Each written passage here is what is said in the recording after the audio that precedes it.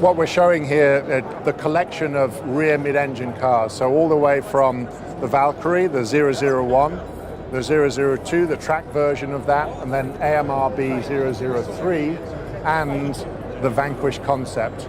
But the inspiration is to show the form language of Aston Martin as a rear mid-engine car. And it takes a lot of the inspiration from Valkyrie and the knowledge that we learned from Valkyrie. Valkyrie is all about the aerodynamics of the surface language to give the car its capability, to give it the downforce. Every single surface is controlled by the aerodynamics and beauty. And 003 is influenced greatly by that. It uses a V6 engine, not a naturally aspirated V12. And it's about defining the form language of the next generation, if you like, of Aston Martin rear mid-engine cars after Valkyrie. So more opportunity for beauty within the surface of 003 and really showing what we will do as we get into a core car, which is the Vanquish Concept. But this is an all carbon fiber tub and body with our own V6 engine, so the packaging is slightly different, ingress, egress, very, very different, but it's really showing the future of the material technologies and the science of those materials and how you can develop form, both with function and beauty in mind. We talked in 2015 about our second century plan, and the second century is exactly that. It's about sustaining for another 106 years the life of Aston Martin. How do we do that? Because the world is changing, the customer is changing, the pace of the world is changing. So we had an SUV. We talked very much about DBX being car number 4 within that plan.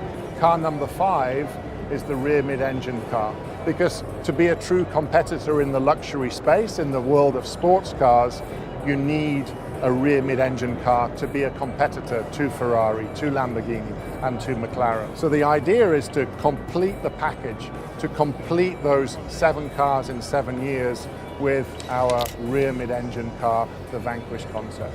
The Valkyrie is pretty hardcore, so 001, effectively 5% of the lap time of an F1 car we talked about when it's in its track version. 003 will be a highly capable hypercar. Again, probably the best in its class when the car actually comes out. So there will be hardcore versions of that as well, and we have said we will have derivatives on all of our platforms as well. So whether you see this in Spider form or whether you see the Vanquish eventually in Spider form as well. So far we've made DB11, Vantage, DBS Superleggera, all with derivatives around the core car as well.